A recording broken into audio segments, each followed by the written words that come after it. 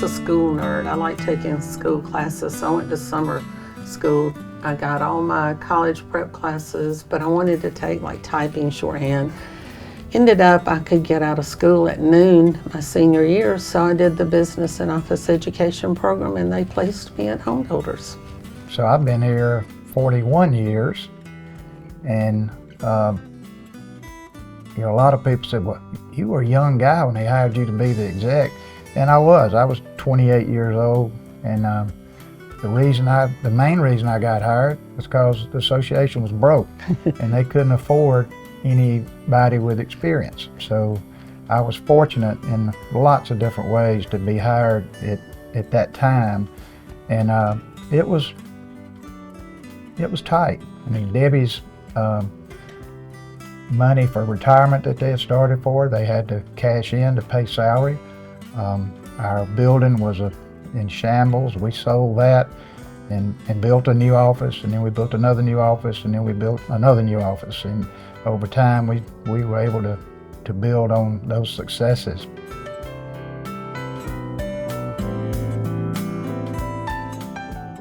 I remember when we started the fund, which was also in 1984, and it's been a tremendous success and benefit to our members. It changed the dynamics of the organization. It changed our staffing. It changed where we work, how we work, and it's given us much more opportunities with those type. Tangible benefits matter.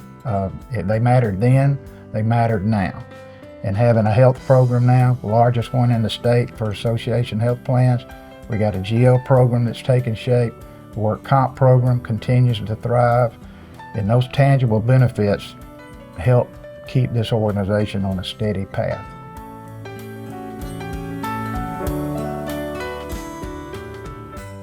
The most memorable convention? That would be the convention from hell in Huntsville. In Huntsville a long time ago. I remember Vic Hannon and Buddy Berry were being installed into the Hall of Fame, and we did the videotape like we've historically, that was probably the first year we did it. Yeah. And the guy who did it for us from Huntsville finally showed up to get set up for the banquet, and he was stoned out of his mind and could not get it to work. So we carried over the cocktail party for an extra hour in order to get the video ready, which it never was. So here we had to have them come up and make comments when they weren't prepared to.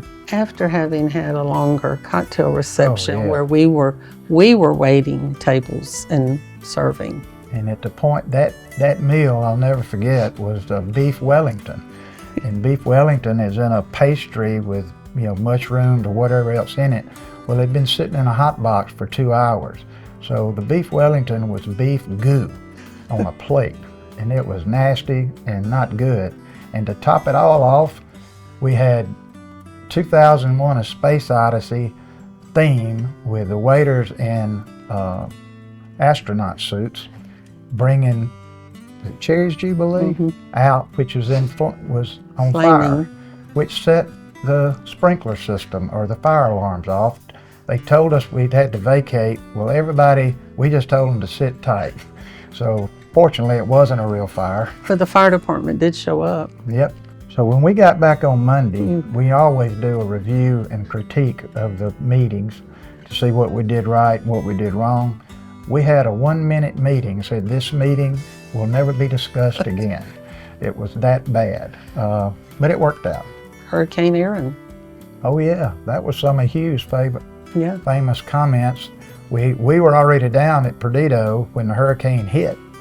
That next day, everybody's calling our office going, can we do it? Or are we coming? Are we not? Canceling? What? So I called Hugh, and Hugh said, I said, Hugh, we can consolidate some meetings. We can compress some other activities. It's going to be short staffed because they can't get back over the bridge to get in there. But we can make it work. It's up to you. And Hugh's famous words were, let's do it. My people will come. And they did. And we had a great time.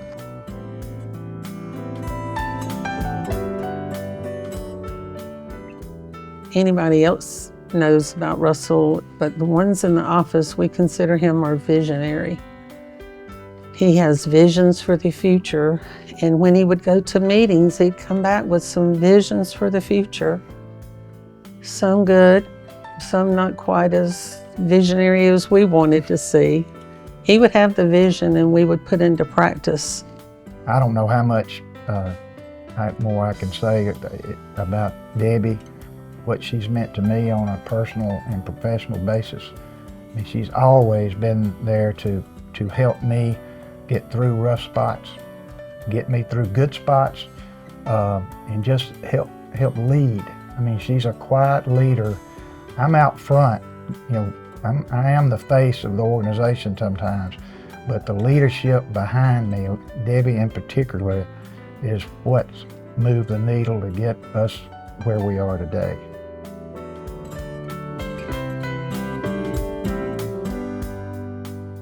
But we're just different than a typical 501c6. You know, it's a family operation, and our members are part of our extended family. You know, most of my friends are affiliated with the home builders, and then most of my clothing is affiliated with home builders. Susan said, you know, when you retire, they're gonna let you keep getting home builder shirts, and I said, I hope that's part of my exit package, is I get a summer board t-shirt for a couple of years. Every leader we've had has contributed to the success of our operation, and I mean, they still are. I mean, we've got a great group of senior officers coming up through now. We've got a great group of trustees. We've got great directors in our claims company and our health trust. I mean, we're set up for success because we've got members that are willing to give the time and effort to make it happen. I'm looking forward to seeing what our new leadership, from a staffing perspective, I'm sure there's going to be some changes going forward that'll be positive. There's always things to clean up and things to improve upon, and some new eyes and fresh faces tend to make that happen. So I'm looking forward, and I know Debbie is too, to helping our staff be successful going forward.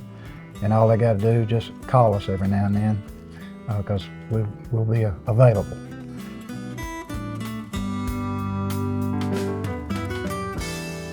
You know, as the days wind down and you know it's getting time to go, I think I'm really going to miss the people that I work with every day, staff. I'm going to miss the phone calls I get every day from people that I don't know. There's still a lot of phone calls that we get from people, customers, our members that need assistance, and they need to talk to somebody. They need a voice, and they need somebody they feel like that cares about them. And I think I'll miss that a lot. I miss the people, staff, members. Yeah, that's the family. The membership. It's the family.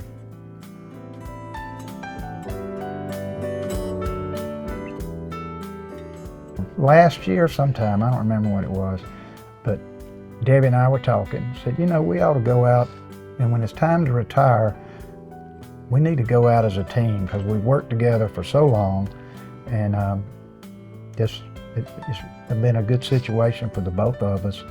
So this was probably November or so last year. Debbie came in my office, said, well, it's time. I said, time for what? She goes, it's time to retire. I said, it is? She goes, yeah. You said we were going to go out as, I said, well, I've been listening to you and doing what you asked me or told me to for 40 years, so I guess it's time. And so here it is, and now we're giving our exit speech, and I'm still following your lead, and I appreciate you. But I did tell him he did not have to if he was not ready. Thank everybody. We love you and appreciate everybody in this room tonight and across the state, and look forward to visiting with you in the future. I want to thank my family. Oh yeah. Me too. They put up with a lot for us to be here, and you're right. Our families mean the world to us. Debbie's got 4 beautiful grandboys that she hauls around, and looking forward to hauling around some more. and I'm looking forward to spending more time with mine as well. It's special. So I can count on one hand the number of days that I dreaded coming to work. And it wasn't dreading the work, it was dreading something I had to do that was not pleasant.